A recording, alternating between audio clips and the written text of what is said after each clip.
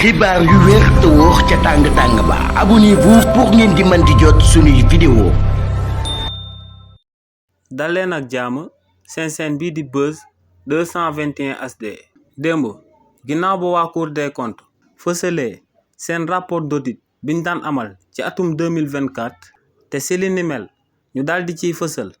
bor bi nga xam ne réewu Sénégal amee na ko, ñaari agence yu bokk ci gouvernement bi daal dina ñuy xayma bor boobee buñ ko doon natt ci sénégalais bu nekk si ñaata la war a joxe ci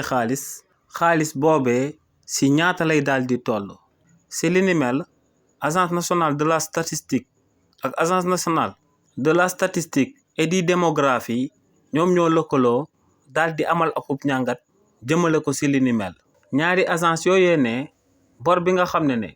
régime président Macky Sall daal di nañ koy leb ci réewu Sénégal en 2024 moo ngi toll ci 18 558 milliards de francs CFA. te ne ci réewu Sénégal ci atum 2025 bi ñu jëm ginnaaw bañ xaymaa tolluwaayu askan wi dañoo war a toll ci 18 573 261 habitants.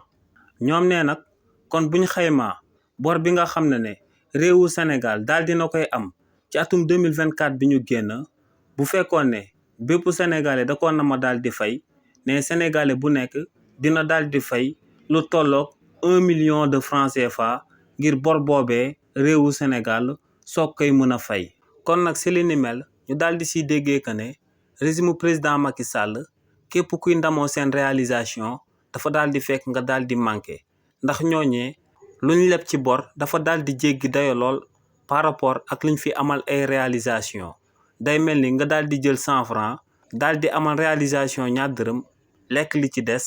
ba noppi génn di ko ndamoo. xibaar yu wér te wóor ca tàng ba abonnez-vous pour ngeen di mën di jot suñuy vidéo.